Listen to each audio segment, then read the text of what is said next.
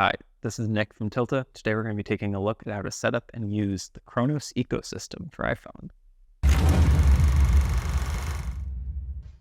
To start, we've already secured the cage around our smartphone via the 4 screws in each corner. We also have an Arca plate attached to the tripod just for demonstration purposes. We'll go into further detail about how those accessories connect in just a bit. So the two main things to know about the cage itself is that you have 7 pairs of mounting points around the sides of the cage, and you do just have to keep in mind that these bottom 2 would be one single mounting point, while these top 2 are a second mounting point, meaning you can attach accessories via these 2, but not the 2 in the middle, as those are not their own dedicated mounting point. There's also most of the points on the cage have electronic contact points, which will pass power through when using power sources or accessories that require power. Again, we'll go a bit more in depth on that in just a little bit. The only other thing to know about the cage itself is that it does include a MagSafe card holder, which can hold one card and kind of snaps into place on the back of the phone. Next, we're going to take a look at some side handle options for the Khronos, as well as look further into how the connection point for all accessories works. So to start, I have the small wooden handle, and as you can see on the inside, our main connection point is comprised of these small metal tabs, and if I press this button in, it is going to retract the tabs and they're going to engage. Now we can then clip this into any of the mounting points on the cage, keeping in mind that the cage does have a lip, meaning if I am trying to connect this on the wrong orientation, it's just not going to press in. An easy way to tell is that if the accessory has a lever, it should be facing you, as you will need that to lock into position, and you can see the lip on the handle itself kind of easily lines up with the cage. And once that's pressed in, those prongs have kind of grabbed into the cage, and it does have a little bit of play, but it is secure. You can further secure that by pressing down on that lever. Another example of one of the handles we have is the same wooden handle, but attached to a small NATO bracket. Exact same connection type. We're going to press down on that button, make sure that these pins are in their open position, and then we're just going to press down on a mounting point. The release button should pop up, and then locking down that lever should give us a secure connection. With a handle like this, we also have an adjustable angle for the handle, just to provide the most kind of comfortable operating, as well as a NATO rail you can use to attach accessories, possibly like the Nano 2 or any other accessory that connects via NATO. With our third option, we have one of the more universal handles. This can be used as a side handle, or as we're going to set it up right now, as a top handle. So just press that in, hit the lever, and then you have a small button on the side that is going to allow you to adjust the rotation of this, as well as adjust for the center of gravity. So this will be great, as I mentioned, as a side handle or a top handle, and it'll help you kind of disperse the weight of or the balance of your phone. Next, we're going to be taking a look at the Focus handle, which is going to provide power to both the case and the phone, as well as giving you some options for controlling zoom and focus in the Blackmagic app. So to start, we're going to connect the USB-C cable to the phone, which will send power. Then the same connection type as all the other accessories, including electronic contact points for powering the case. So we're going to kind of press that in the side port, make sure both of those prongs have kind of connected, and then secure the lever.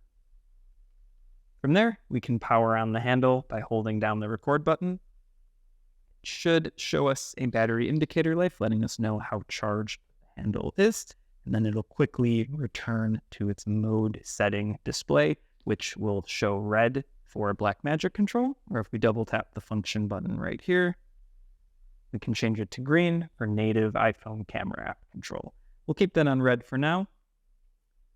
We also have a USB-C port, which is just for power and can be used for charging the phone, as well as a 3.5mm mic jack, which can be used for external audio.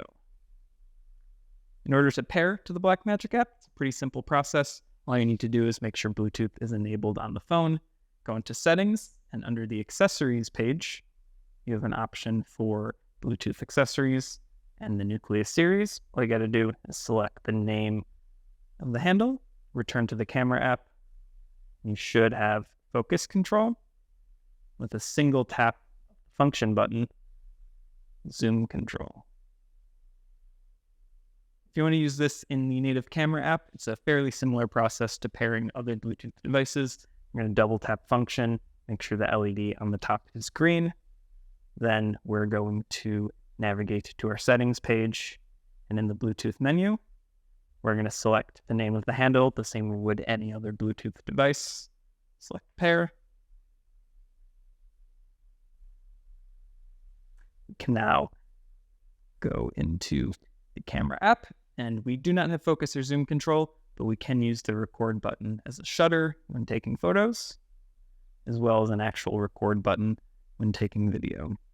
Keep in mind, if you are pairing this handle with multiple phones, you may need to clear the paired list, which you can do so by triple pressing the function button. The handle should flash red and green.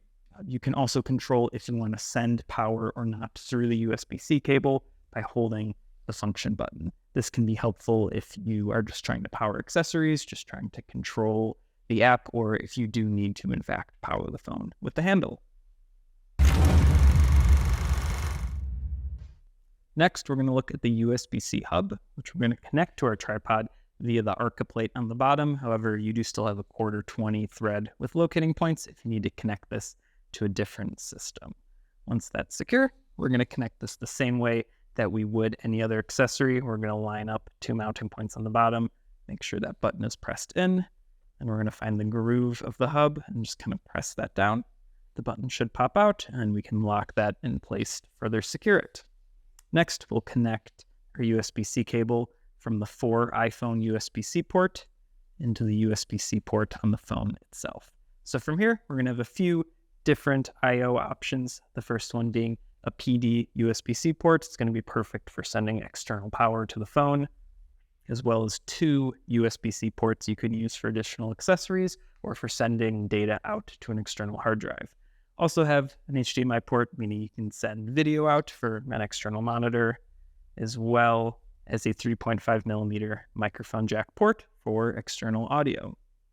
So this setup is fully usable as it's displayed. However, you may notice that many of the kits do come with the focus handle, and you may be wondering how you can use the focus handle with the hub, given that the USB-C port is being used. You essentially have 2 options. The first one being using the groove of the focus handle to wrap around the cable of the USB-C hub, locking that into place, and then just kind of letting this cable dangle. Essentially, this is almost fully functional as you're still sending power throughout the cage for any accessories, and you're still controlling the Blackmagic app through Bluetooth.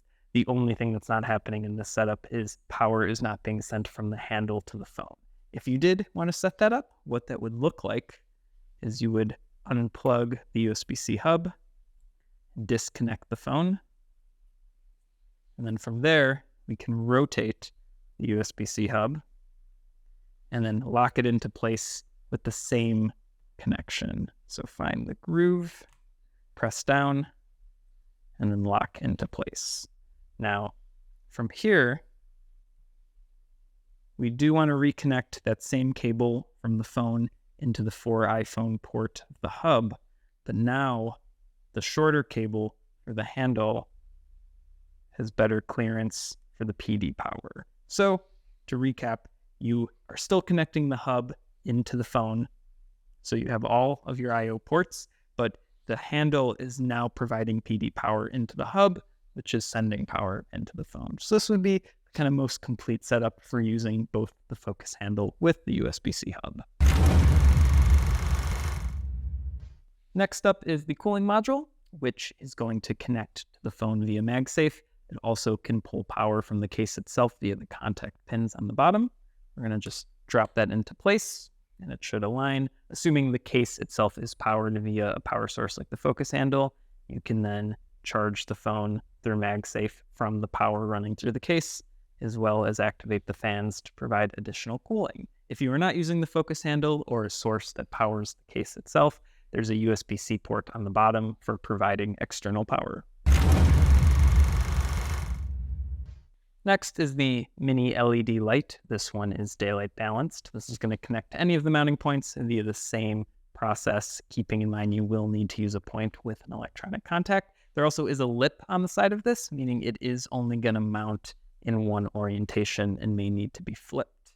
So once we're connected, you can hold the power button at the top to turn the light on, and then single tap to select intensities. Keep in mind there is no internal battery in this accessory, so you will need a power source such as the side focus handle.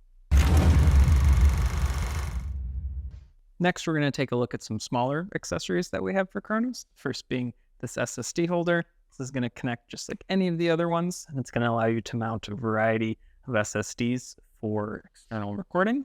We also have a couple of more traditional film mount style accessories, such as this cold shoe receiver. This will be great for mounting a small external monitor, maybe even a larger LED light, or possibly a more traditional video camera microphone. We also have one of our more universal pieces, which is a NATO rail, the 1/4-20 with locating pins in the middle. This will be good if you're trying to rig the phone via an articulating arm on a kind of custom mount.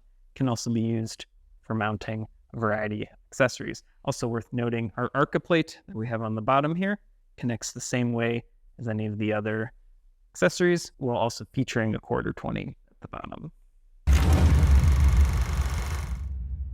Next, we're going to take a look at some of the filter and lens mount options we have for Khronos. So this would be an example of our filter tray holder, which is going to snap into place over the lenses, and then further click down the small tab in the middle. This is going to be a great way to mount a variety of filters, such as the ND that I have here. This connects with a small magnet, just kind of snaps into place.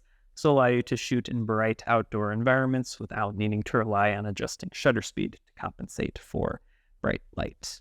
These filters can just kind of be removed as needed and then be quickly taken off by releasing the tab and pulling the button on the top.